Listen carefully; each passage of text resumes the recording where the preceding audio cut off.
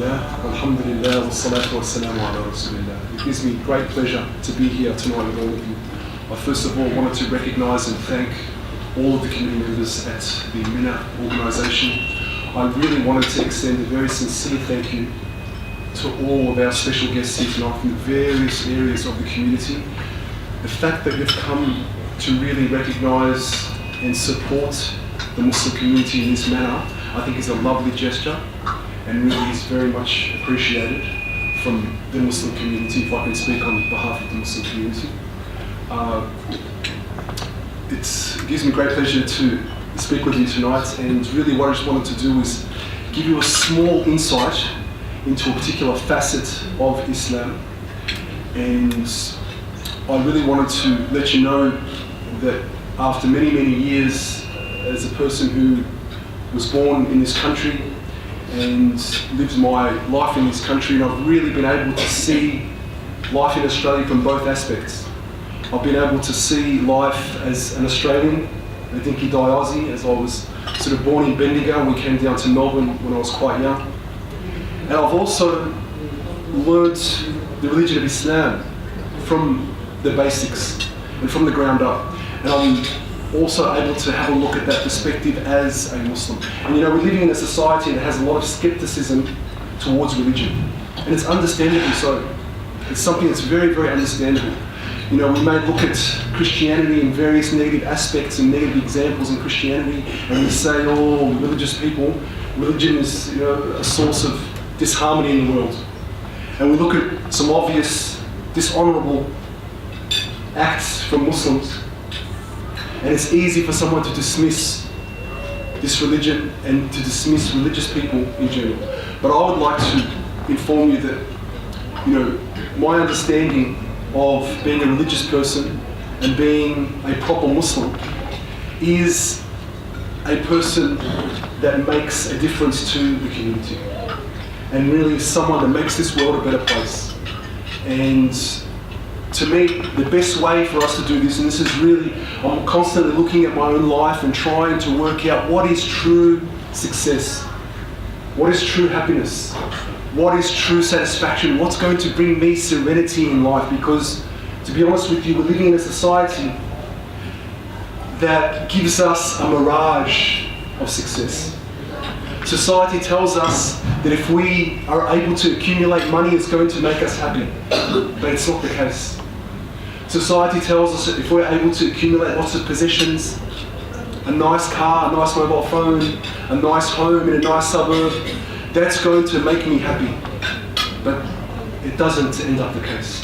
Society tells me that if I gain a position of high social status and I gain respect amongst people, that's going to make me happy, but it's not the case.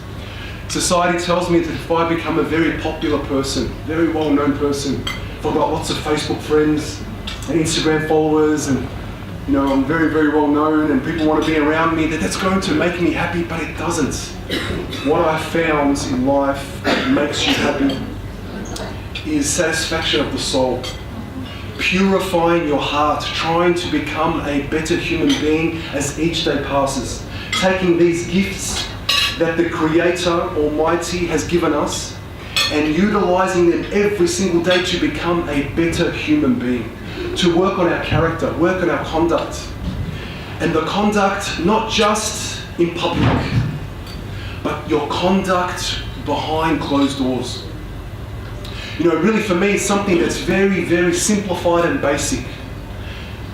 How are you and I towards the closest people in our lives? Is becoming a good human being. How we need to think about, are we the best spouse, you know, that we can be? Are we the best mother or father that we can be? Are we the best son or daughter, you know, to our parents? And you know, I've got my father has passed away, but I've got an elderly mother that I do not consider myself to be a successful person unless she is someone that I'm looking after, I'm taking care of. And I'm doing the very, very best that I can with her. And for me, you know, despite the trappings of life, if I can bring a smile to her face every day, that's success for me. You know, what kind of neighbour, am I the best neighbour that I can be? What kind of employee, am I the best employee that I can be? What kind of a person am I towards my friends? And I want to come back to, treating spouses really well. And I want to mention to you that one time I gave a speech, and an elderly gentleman, very, very sweet man, he came to me and he said, "It's a pleasure for me to know you." He touched my heart during that speech. Now, I've understood from life that this gentleman, and I thanked him for his compliment, and I said to him, "That's very, very sweet of you, thank you so much." But I've understood in life that this man, no matter how well-intentioned he was, that doesn't define me as a successful person. I thought to myself at that point, I said to myself, if at the end of the journey, my wife can look towards me and say, "It's been a pleasure for me to know you," then I will have become a successful person. I have 2 children, if my son can look towards me and say to me, "It's been a pleasure for me to know you as my father," I've become a successful person. My daughter has autism. She's a little angel, she's non-verbal, she doesn't speak at all, and she's now coming to the age of 12. And as believers in the Muslim faith, we believe in life after death, and we believe in a day of judgment. And I know, and my belief is that my daughter is going to be able to articulate her feelings, which she can't do right now. She's going to be able to do that on the day of judgment. And if at that time she can then say to me, "You were a good father," then, and it was a pleasure for me to know you, then I would have become a successful person. So the way we treat the people that are closest to us. And if I can just mention a joke here, just to lighten things up a little bit, you just have to promise me that you'll laugh at my joke. That's the only condition, or else I won't say it. When we talk about pleasing our spouses, it is a very, very difficult thing. All the men out there will really relate to this. Very difficult thing to please your spouse. Make your wife happy. It's very elusive, very, very difficult thing to achieve. So there was a young man once, and he's been married for a number of years, and he had the same goal that I have, which is, to make sure his wife's happy. Did everything he could to make her happy, but for some reason it wouldn't work. Couldn't make her happy. He went out of his way and tried every single means that he could. So he decided to seek some help from a local imam or a sheikh, a person of knowledge in the Islamic religion. So he went up to him and he said, "Oh, imam, no matter what I do, I cannot make my wife happy. I do everything that I can. I need your advice. Give me some advice." So the imam thought for a moment. He said to him, "There's a common thing that husbands don't do often enough." He said, "Do you appreciate her? Do you value her? Do you appreciate all the things that do you show gratitude towards her?" And the man looked down and he felt a little bit guilty. He said, "No, you're right, Sheikh. You're right, O Imam. I don't value, her presence in my life. I don't thank her enough." So the Imam said to me, "Fantastic. Okay, tell me something that she does really well that you appreciate and you haven't shown her gratitude for." And there's so many things, and it's so true. We don't really appreciate the women in our lives and our wives especially. So he thought to himself, and he said, "Yes, she's many, many, good things towards me, but one thing that she does really well, she cooks amazing meals for me." So the Imam said, "That's it. You need to make sure you thank her when she cooks meals for you. You need to go and show your appreciation." So the young man was so happy, really, really enthusiastic, and he said, "Great, fantastic, thank you so much, Imam." He raced home that night, and as usual, he found dinner waiting for him on the table, and he started eating dinner, and he looked at his wife, and he said to her, "You know what, honey? This meal is so delicious. I've never had a meal so delicious as this. Thank you so much for this." His wife looked at him, and her eyes welled up with tears. She was extremely upset, and she ran into the other room and she ran off crying. He ran after her and he said, "Honey, what's wrong? The meal was so nice." She said to him, "I've been cooking meals for you for the last 5 years. And the one night the neighbour's wife comes and cooks the meal. You say it's the most delicious meal that you've had?" Really, really upset. So, the point I wanted to make with this joke, thank you so much for laughing.